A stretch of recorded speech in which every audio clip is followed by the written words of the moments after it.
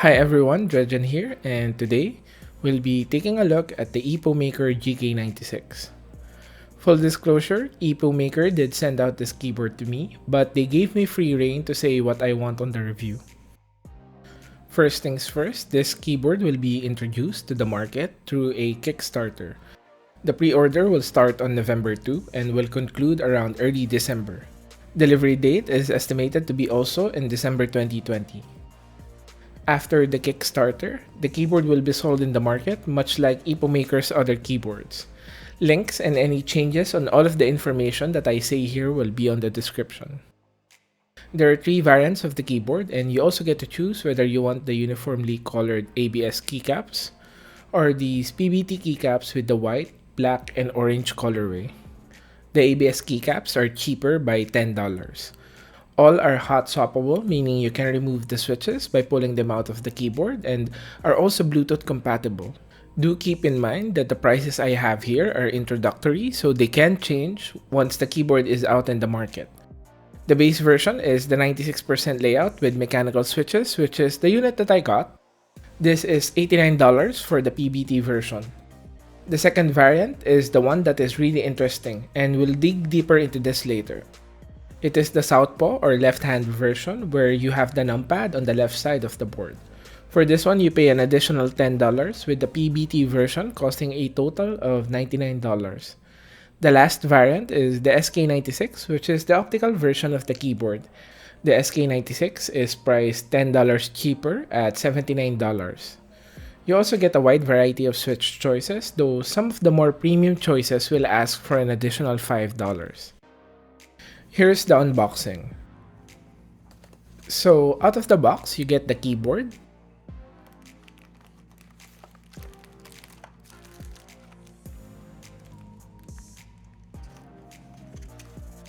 you get a braided USB Type-C cable, a set of extra keycaps to switch between Mac and Windows, and a switch/keycap puller.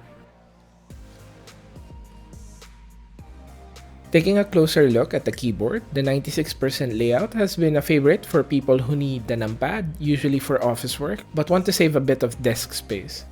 By compressing the navigation cluster, most 96% layouts will have a size that's very close to a TKL without sacrificing the numpad. This is done by shrinking the right shift key to 1.75 units and the bottom right modifiers to 1 unit to make space for the arrow keys. The rest of the navigation cluster are then placed at the top of the number pad along the function row.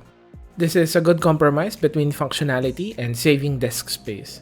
The lesser space that the right side of the keyboard takes, the more space you have for your mouse, which is very important for ergonomics, especially when gaming. A smaller keyboard allows for your arms and shoulders to be in a more natural resting position, closer to the center. Personally, I find even TKLs a little too big, and I usually hit my keyboard with my mouse when I'm not being careful when gaming. This is the reason I have gravitated towards 60 and 65% keyboards. And this is also why I think you should consider the Southpaw version, even if you're not left-handed. I have been on the lookout for a layout like this for a long time, and I have not seen one that is not a custom board until now. The difference with the Southpaw version is that the numpad is on the left side. This cuts down on the space on the right side, making it so that when you are gaming, you basically have the same space as you would if you were using a 60% keyboard. I would have wanted to spend time on the Southpaw version, but it was not a version that was sent to me, so we'll just have to wait for the release. Do keep in mind that there are no dedicated arrow keys on this version, though I imagine it would be a layer on the numpad. So, going to the design and build of the keyboard. You get a solid ABS plastic case. I got the black variant, but it is also available in white. USB Type-C socket on the left side where it should be, and you also get flip-out feet. You get 3 typing angles at 4, 8, and 10 degrees. One of the bold design decisions here are these keycaps. These are thick PBT keycaps, a bit textured, and as you can see here, Epomaker decided to design their own keycap profile. For those of you who are new to this, keycaps can have different shapes and sizes, commonly referred to as profile. The shape of the keycap can vary between sets and greatly affects the typing experience. The one that Epomaker has here is their very own GK1 profile, which is very close to the popular Cherry profile. What they did, which I think is an improvement, is add a sculpt on the north-south direction, which you can see here as a gentle curve on the top of the keycaps. I honestly like this implementation, and it makes typing on the keycaps a little bit better. Where I think some may have an issue is the color choice. Epomaker decided to go for a white, black, and orange colorway. This is personal preference, but I honestly do not like it, and it's a bit of a shame because I really love the keycaps on the SK61. I wish they had gone with the same colorway here. Going to the functionality, this keyboard is Bluetooth compatible, but if you were paying attention, you would notice that the keyboard does not have a physical on and off switch. I assume this was done to save on costs, so they can release a wired-only version in the future using the same case, but it does make the keyboard less user-friendly. To turn the keyboard on and off, you would need to hold the function and tilde key for 3 seconds. This has Bluetooth 5.1 and you start the pairing process by holding down function plus 1, 2, or 3.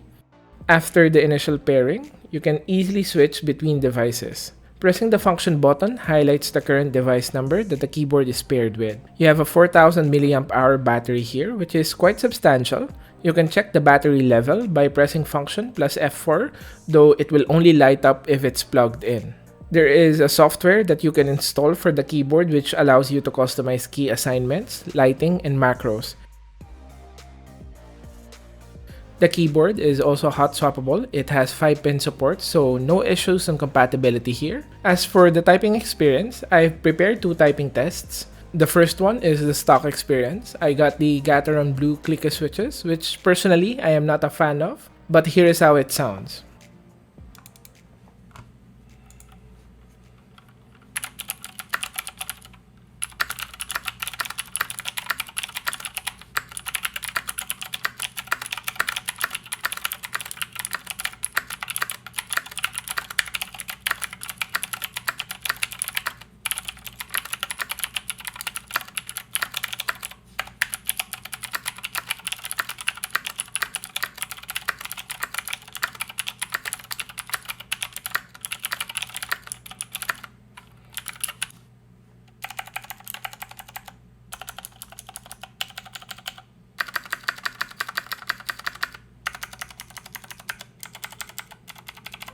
So as you heard, it sounds okay.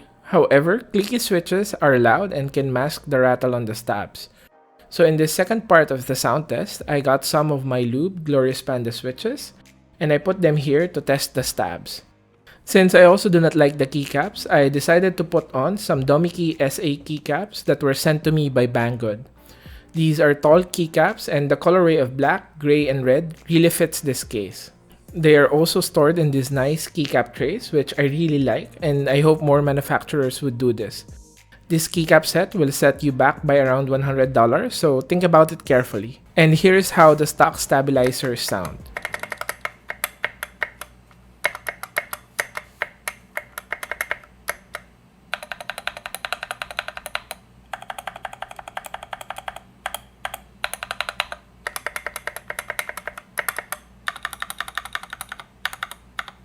So, the stack stabilizers do rattle a lot, but that is quite common for pre-built keyboards. There is lube here, but it doesn't seem to go all the way in. Instead of fully modding the stabs, I decided to just quickly lube it. All I did here was put some dielectric grease on the wires and put it back together, and it improved a lot. There is still a bit of rattle, but it only goes to show you that little tweaks can improve the typing experience a lot. Here is the second typing test, and it should simulate how a custom build would sound on this board.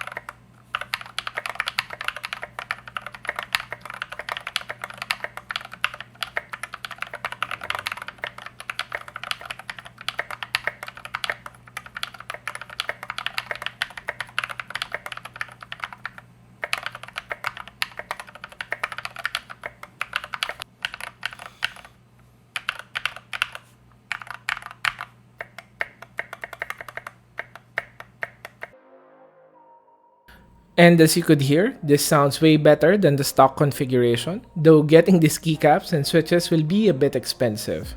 But that is what's in store for you if you decide to customize this board. One more thing, since this keyboard has 100 switches, customizing it would be a bit more expensive than say a 60 or 65% keyboard which has lesser switches. Going to the competition, if we are talking about the base version which I have here, the main competition would be the Keychron K4. It has the same layout, but the K4, for now, is not hot swappable. The $80 version gives you an aluminum frame. I did review the K6 and there should be a lot of similarities there, so do watch that video if you're interested in buying a Keychron keyboard. Another would be the Iqunix F96.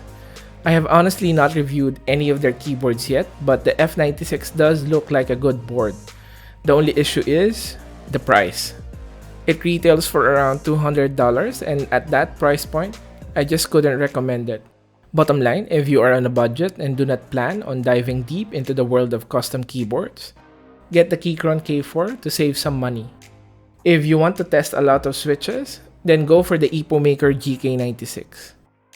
As for the Southpaw version, I am not aware of any keyboard right now that is mass-produced that has this layout. If you do, I would like to read it in the comments. This is honestly the layout that I would recommend if you game with your keyboard. The layout is far better than a TKL and it's really something that you should consider even if you are right-handed. So bottom line, I think the Epomaker GK96 is a good offering that is worth your money.